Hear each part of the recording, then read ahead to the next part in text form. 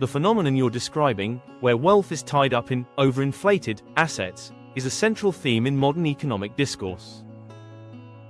It is often referred to as asset inflation or, in more extreme scenarios, an economic bubble. To understand why this happens and why it creates a gap between paper wealth and actual financial security, we can break it down into a few key economic principles. 1. The disconnect between price and fundamental value. In theory, the value of an asset should be based on its fundamentals, the cash flow or dividends it produces over time. However, in practice, prices are often driven by market sentiment and liquidity. Easy money. When central banks or financial systems inject high levels of liquidity into the market, that money has to go somewhere. If it flows into stocks, real estate, or collectibles rather than into production or wages, it drives those prices up regardless of the asset's true utility. The wealth effect. When people see their net worth climb because their house or stock portfolio has inflated in value, they feel richer. This wealth effect causes them to spend more, which pushes prices even higher, creating a self-reinforcing cycle. 2. The trap of liquidity versus net worth. Net worth is a static snapshot. Assets, liabilities equals net worth.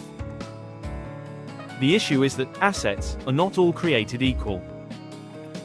The liquidity problem.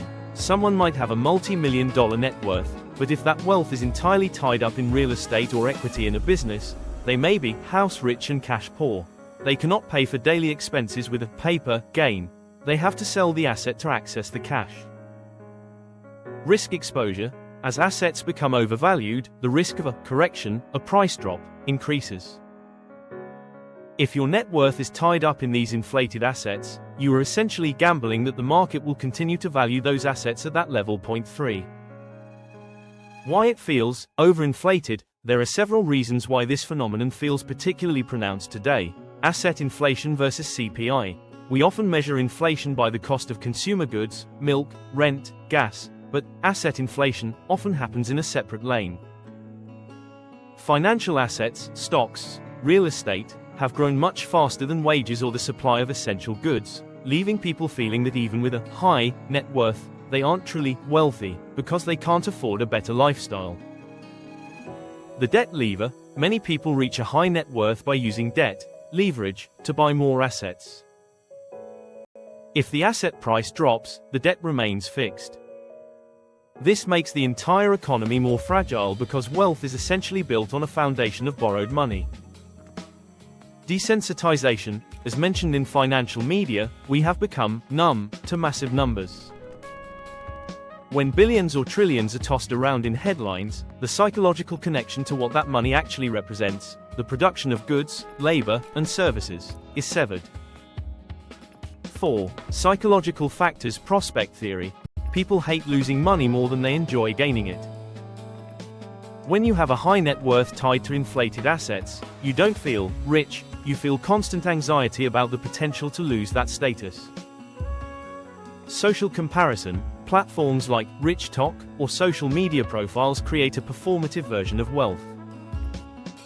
This forces people to compete for status using assets that are increasingly expensive, further driving the bubble behavior. Summary. What you are likely observing is a structural imbalance. We live in an economy where the price of owning a piece of the world, stocks, housing, etc., has outpaced the earnings those things generate. This creates a society where everyone is chasing a higher number on a screen, net worth, to keep up with the rising cost of entry, even though that wealth is often locked, illiquid, and precarious. Does this align with the specific trading or economic scenario you've been exploring, or were you looking at this through the lens of a specific market sector?